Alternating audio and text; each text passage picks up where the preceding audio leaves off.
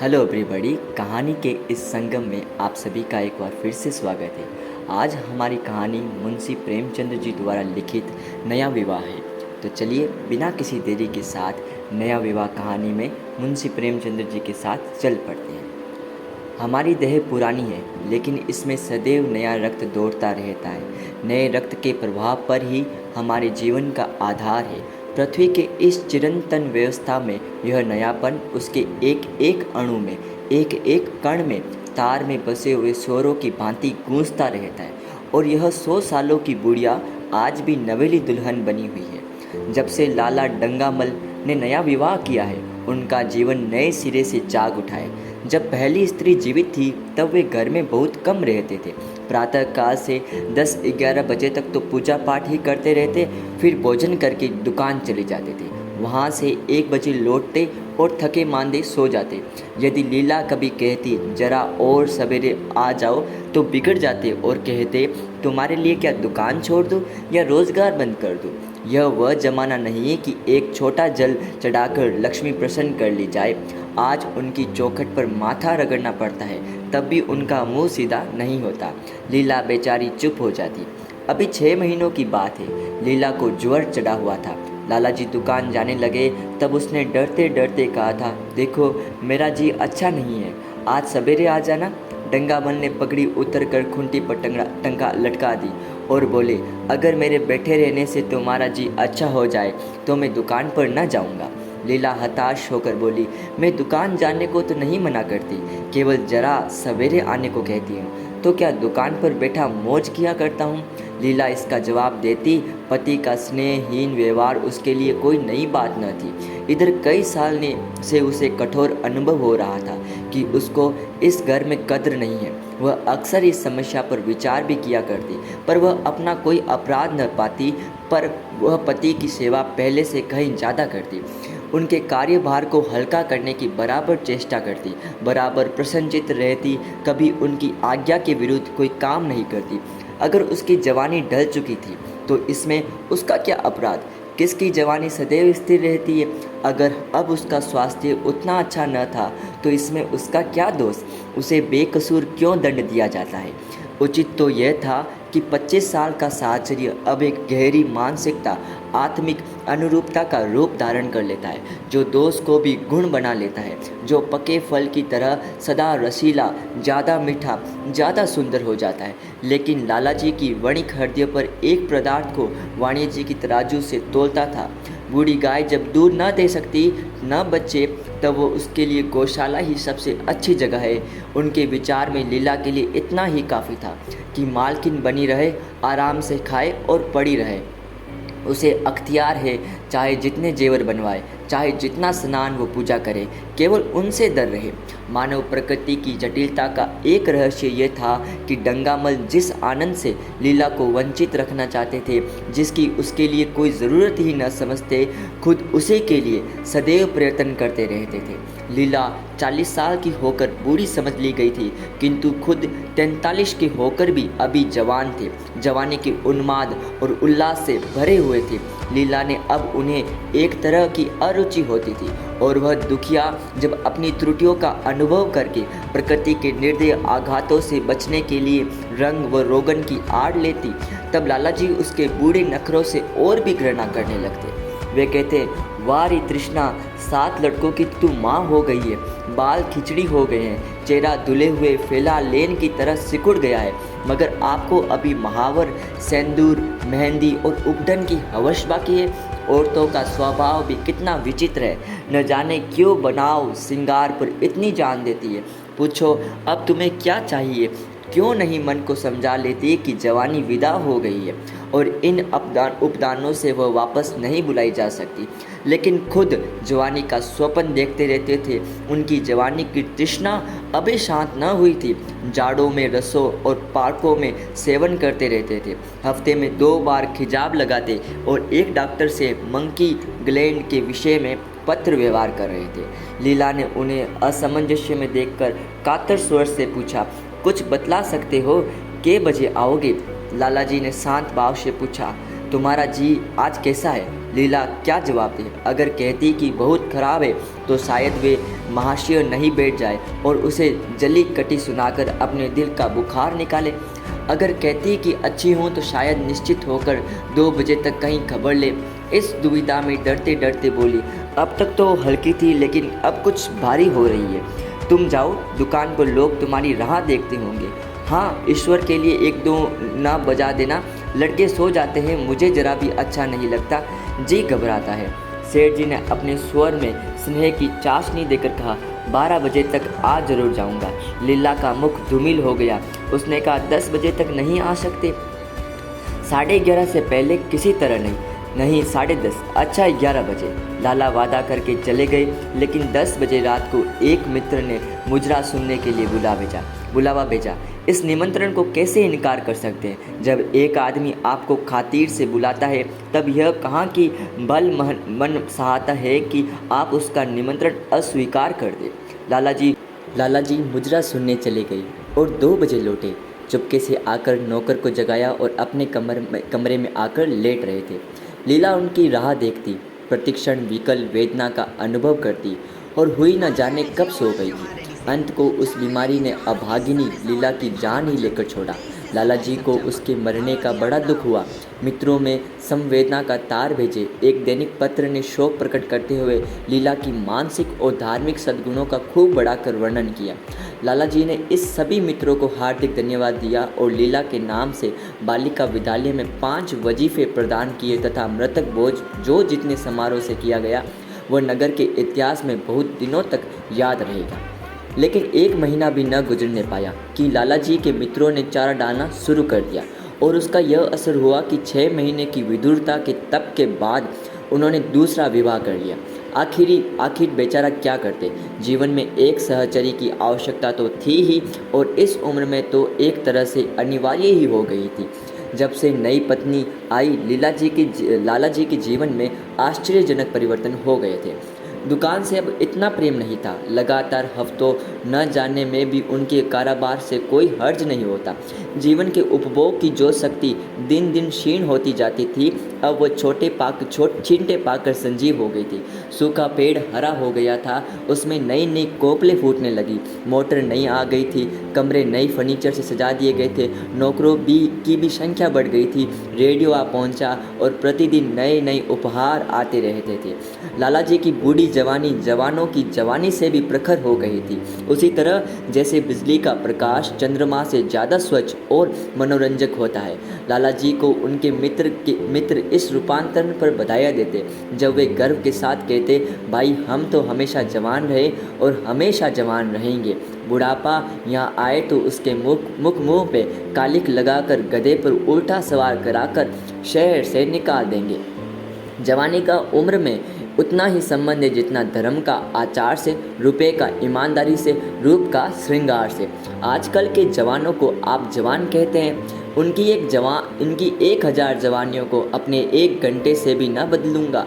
मालूम होता है उनकी ज़िंदगी में कोई उत्साह ही नहीं है, कोई शौक ही नहीं है। जीवन क्या है? गले में पड़ा हुआ एक ढोल है। यही शब्द घटा बढ़ाकर वे आशा के हृदय पटल पर अंकित करते रहते थे। उनसे बराबर सिनेमा, थिएटर और दरिया की सैर के लिए आग्रह करते रहते थे। लेकिन आशा को न जाने क्यों इन बातों में जरा भी रुचि न थी। वह जाती तो थी, मगर कुछ टाल टूल के बाद एक दिन लाला जी ने आकर कहा, चलो आज बजरे पर दरिया की सैर करते हैं। वर्षा के दिन थे, दरिया चढ़ा हुआ था। मेघमालाएं अंतर्राष्ट्रीय सेनाओं की भांति रंग बिरंगी वादियों पहने आकाश में कवायद कर रही थी। सड़क पर लोग मलार और बाहर माश गाते चलते थे। बागों में झूले पड़ गए थे। आशा ने बेदिली से कहा, मेरा जी तो नहीं चाहता। लाला जी ने मृदु प्रेरणा से कहा, तुम्हारा मन कैसा है जो आमोद प्रमोद की ओर आकर्षित ही नहीं होता? चलो जरा दरिया की ओर सैर देखो। सच कहता हूँ, बजरे पर बड़ी बहार रहेगी। आप जाइए, मुझे कई काम करने हैं। काम करने के लिए आदमी हैं, तुम क्यों काम करोगी? महाराज अच्छे सालान नहीं पकाते, आप खाने बैठेंगे तो यूं ही उठ जाएंगे। लीला अपने अवकाश का बड़ा भाग लाला जी के लिए तरह तरह का भोजन पकाने में लगाती थी। उसने किसी से सुन रखा था कि एक विशेष अवस्था के बाद पुरुष के जीवन का सबसे बड़ा सुख रचना का स्वाद ही रह जाता है। लाला जी की आत्मा खिल उठी। उसने सोचा कि आशा को उनसे कितना प्रेम है कि दरिया की सैर से उनकी सेवा के लिए छोड़ रही है। एक लीला थी कि मान न मान चलने को तैयार रहती थी, पीछा छुड़ाना पड़ता था, खामख्वाह सिर पर सवार हो जाती थी और सारा मजा किरकिरा कर देती। स्नेह भरे उल्हाने से बोले, तुम्हारे मन भी विचित्र है। अगर एक दिन सालान फीका ही रह जाए, ऐसा क्या तूफान आ जाएगा। तुम तो मुझे बिल्कुल निकम्मा बनाए देती हो। अगर तुम ना चलोगी तो मैं भी ना जाऊंगा। आशा ने जैसे गले में फंदा छुड़ाते हुए कहा, आप ही तो मुझे इधर उधर घुमा घुमा कर मेरा मिजाज बिगाड़ देती हैं। यह आदत पड़ जाएगी तो घर का धंधा कौन करेगा। मुझे घर के धंधे की रत्ती भर भी परवाह नहीं, बाल की नोक बराबर भी नहीं। मैं चाहता हूँ कि तुम्हारा मिजाज बिगड़े और तुम्हें इस गृहस्थी की चक्की से दूर रहो और तुम मुझे बार बार आप क्यों कहती हो। मैं चाहता हूँ तुम कहो, तू कहो, गालियाँ दो, ढोल जमाओ। तुम जो मुझे आप कहकर जैसे देवताओं के सिंहासन पर बैठा देती हो, मैं अपने घर का देवता नहीं, चंचल बालक बनना चाहता हूँ। आशा ने मुस्कुराने की चेष्टा करके कहा, भला मैं आपको तुम कहूँगी। तुम बराबर वाले को कहा जाता है, बड़ों को नहीं। मुनीम ने 1 लाख के घाटे की खबर सुनाई होती तो भी शायद लाला जी को इतना दुख न होता जितना आशा के इन कठोर शब्दों से हुआ। उनका सारा उत्साह, सारा उल्लास जैसे ठंडा पड़ गया। सिर पर बांकी रखी हुई फूलदार टोपी, गले में पड़ी हुई जोंगीले रंग की चुनी गई रेशमी चादर, वह तजबे का बेलदार कुर्ता जिसमें सोने के बटन लगे हुए थे, वह सारा ठाट कैसे उन्हें हास्यजनक जान पड़ने लगा, जैसे वह सारा नशा किसी मंत्र से उतर गया हो। निराश होकर बोले, तो तुम्हें चलना है ही नहीं। मेरा जी नहीं चाहता तो मैं भी न जाऊंगा। मैं आपको कब मना करती हूँ। फिर आप कहा। आशा ने जैसे भीतर से जोर लगा कर कहा, तुम, और उसका मुखमंडल लज्जा से आरक्त हो गया था। हाँ, इसी तरह तुम कहा करो। तुम नहीं चल रही हो, अगर मैं कहूँ तुम्हें चलना पड़ेगा तब चलूगी। आपकी आज्ञा मानना मेरा धर्म है। लाला जी आज्ञा ना दे सके। आज्ञा और धर्म जैसे शब्द उनके कानों में चुभने से लगे। खिसियाते हुए बाहर को चल पड़े। उस वक्त आशा को उन पर दया आ गई। बोली, तो कब तक लौटोगी। मैं नहीं जा रहा। अच्छा, तो मैं भी चलती हूँ। जैसे कोई जिद्दी लड़का रोने के बाद अपनी इच्छित वस्तु पाकर उसे पैरों से ठुकरा देता है, उसी तरह लाला जी ने मुंह बनाकर कहा, तुम्हारा जी नहीं चलता तो ना चलो। मैं आग्रह नहीं करता। आप नहीं तुम बुरा मान जाओगे। आप नहीं तुम बुरा मान जाओगे। आशा गई, लेकिन उमंग से नहीं। जिस मालूमी वेश में थी उसी तरह चल खड़ी हुई। न कोई सजीली साड़ी, न जड़ाऊ गहने, न कोई श्रृंगार, जैसे कोई विधवा हो। ऐसी ही बातों पर लाला जी मन में जुझला उठते थे। व्यायाम किया था जीवन का आनंद उठाने के लिए, झिलमिलाते हुए दीपक में तेल डालकर उसे और चटक करने के लिए। अगर दीपक का प्रकाश तेज ना हुआ तो तेल डालने से लाभ क्या। न जाने इसका मन क्यों इतना शुष्क और नीरस है, जैसे कोई उसर का पेड़ हो। कितना ही पानी डालो, उससे हरी पत्तियों के दर्शन न होंगे। जड़ाऊ गहनों से भरी पेटारियाँ खुली हुई है। कहाँ कहाँ से मंगवाए, दिल्ली से, कलकत्ते से, फ्रांस से कैसी कैसी बहुमूल्य साड़ियाँ रखी हुई है। एक नहीं सैकड़ों, पर केवल संदूक में कीड़ों का भोजन बनने के लिए। दरिद्र घर की लड़कियां ने यही ऐब होता है। उनकी दृष्टि सदैव संकीर्ण रही है। न खा सके, न पहन सके, न दे सके। उन्हें तो खजाना भी मिल जाए तो यह नहीं सोच रहेगी कि खर्च कैसे करे। दरिया की सैर तो हुई, पर विशेष आनंद न आया कई महीनों।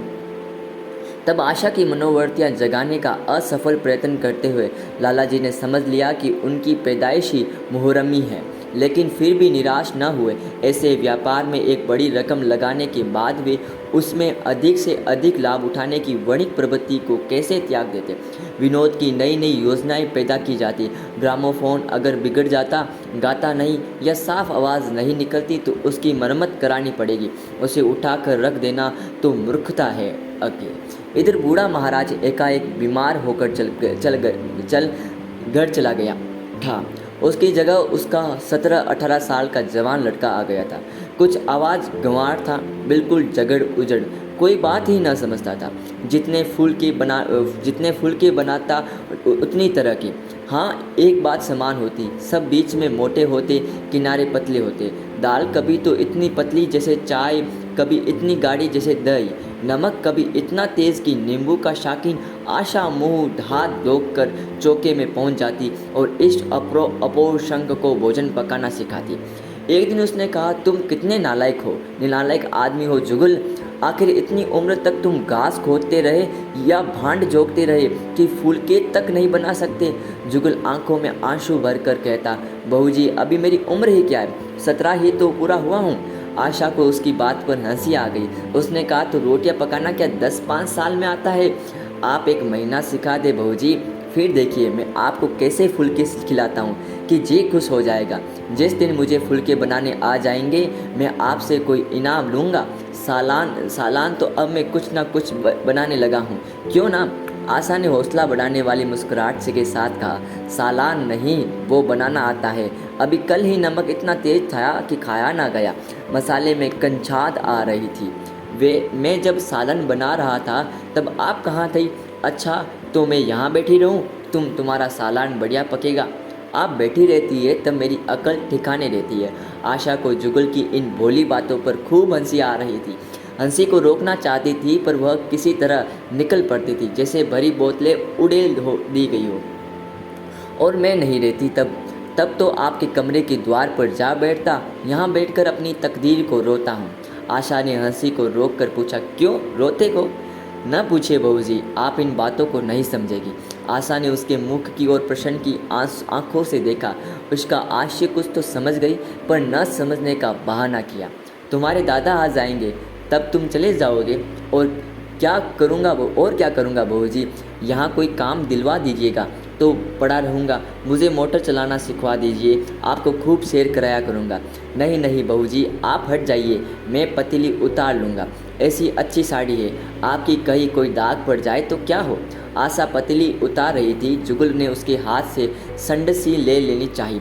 दूर रहो, फूड तो तुम हो ही, कहीं पतीली पाँव पर गिरा ली तो महीनों झिकोगे। जुगल की मुख पर उदासी छा गई। आशा ने मुस्कुराकर पूछा, मुँह क्यों लटक गया है सरकार का?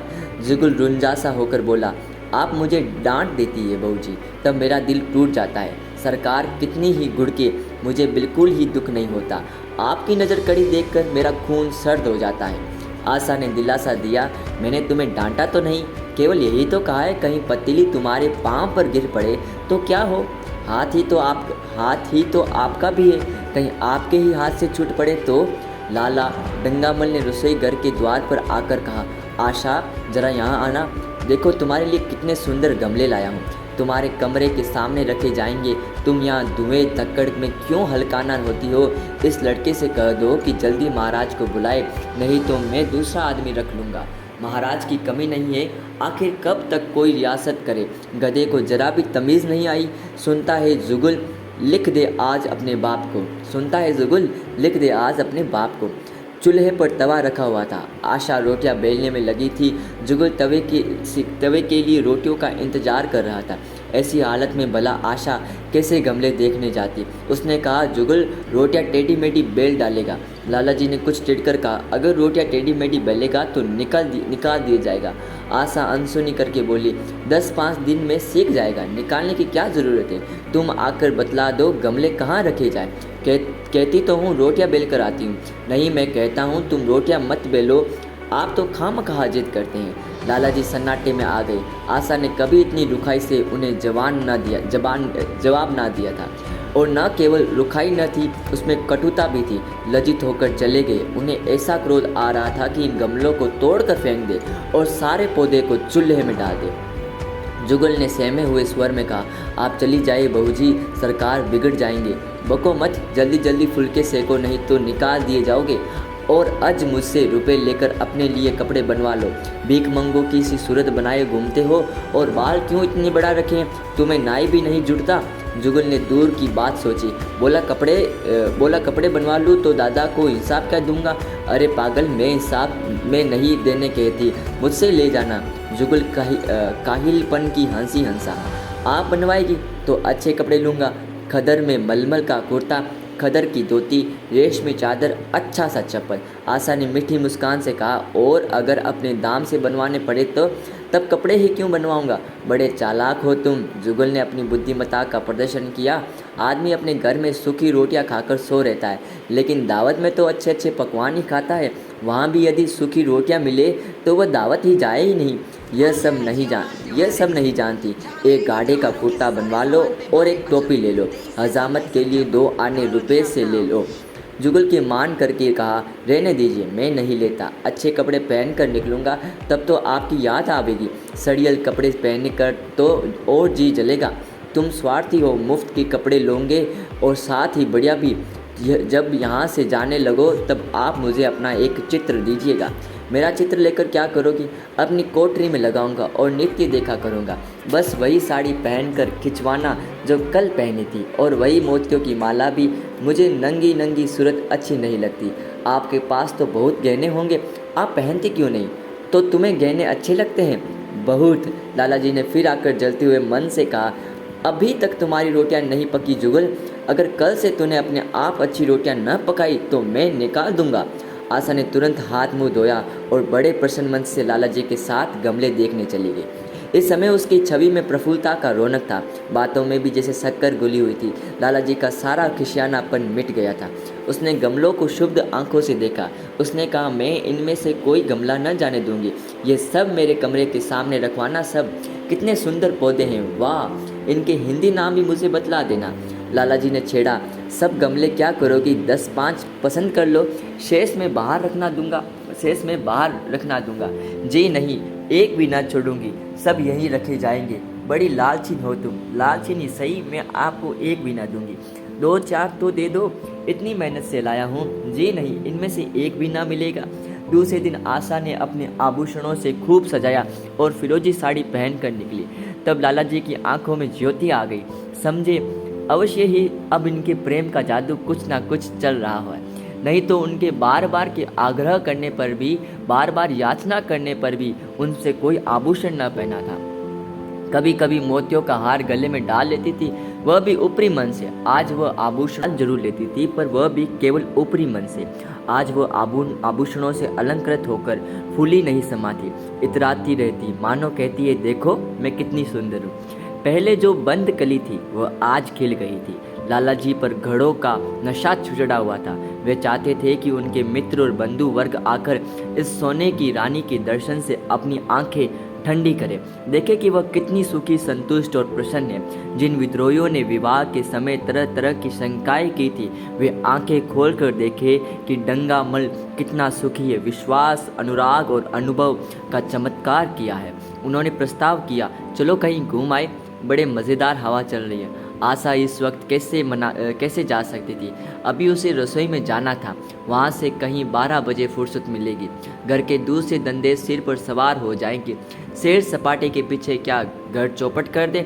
सेठ जी ने उसका हाथ पकड़ लिया और कहा, नहीं, आज मैं तुम्हें रसोई में न जाने दूंगा।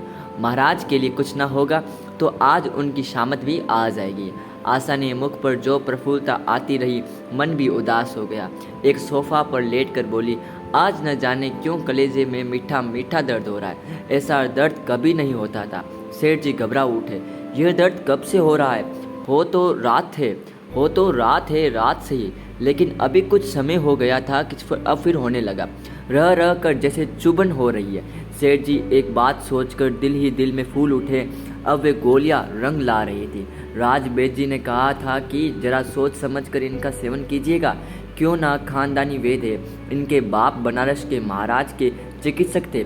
पुराने और परिष्कृत नुस्खे इनके पास। उन्होंने कहा था तो रात से ही ये दर्द हो रहा है। तुमने मुझसे कहा कि नहीं, वैद्य जी से क्यों दवा मंगवाता। मैंने समझा था कि आप अच्छा हो जाएगा, मगर अब बढ़ रहा है। हाँ, दर्द हो रहा है, जरा देखो, कुछ सूजन तो नहीं है। सेठ जी ने आशा के आंचल की तरफ हाथ बढ़ाया। आशा ने शर्मा कर सिर झुका लिया। उसने कहा, यह तुम्हारी शरारत मुझे अच्छी नहीं लगती। मैं अपनी जान से मरती हूँ, तुम्हें हंसी सूझती है, जाकर कोई दवा ला दो। सेठ जी अपने पुरुषतंत्र का यह डिप्लोमा पाकर उससे कहीं ज़्यादा प्रसन्न हुए, जितना राय बहादुरी पाकर होते हैं। इस विजय का डंका पीटे बिना उसे कैसे चैन आ सकता था। जो लोग उनके विवाह के विषय में द्वेष में टिप्पणियां कर रहे थे, उन्हें नीचा दिखाने का कितना अच्छा अवसर हाथ आया है। और इतनी जल्दी पहले पंडित भोलानाथ के पास गए और भाग्य ठोंक कर बोले, भाई मैं तो बड़ी विपत्ति में फंस गया। कल से कलेजे में दर्द हो रहा है, कुछ बुद्धि काम नहीं करती, कहती है ऐसा दर्द पहले कभी नहीं हुआ। भोलानाथ ने कुछ बहुत हमदर्दी ना दिखाई। सेठ जी यहाँ से उठकर अपने दूसरे मित्र लाला फागमल के पास पहुँचे और उनसे भी लगभग इन्हीं शब्दों में शोक संवाद कहा। फागमल बड़ा सोहदा था, मुस्कुरा कर बोला, मुझे तो आपकी शरारत मालूम होती है। सेठ जी की बाँछें खिल गई। उन्होंने कहा, मैं अपना दुख सुना रहा हूँ और तुम्हें दिल लगी सूझती है। जरा भी आदमियत तुम में नहीं है। मैं दिल लगी नहीं कर रहा हूँ, उसमें दिल लगी की क्या बात है। वे है कामसीन कोमलांगी, आप ठहरे पुराने लठेत दंगल के पहलवान। बस अगर यह बात न निकले तो मुझे मुँह डालूं। सेठ जी की आंखें जगमगा उठी, मन में यौवन की भावना प्रबल हो उठी और उसके साथ ही मुख पर भी यौवन की झलक आ गई।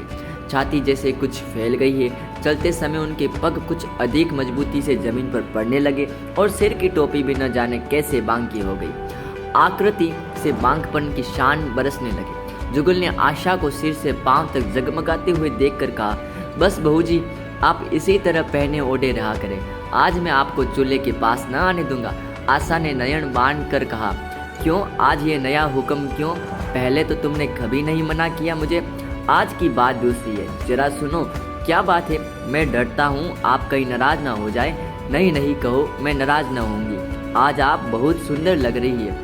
लाला डंगामल ने असंख्य बार आशा के रूप और यौवन की प्रशंसा की थी, मगर उनकी प्रशंसा में उसे बनावट की गंध आती थी।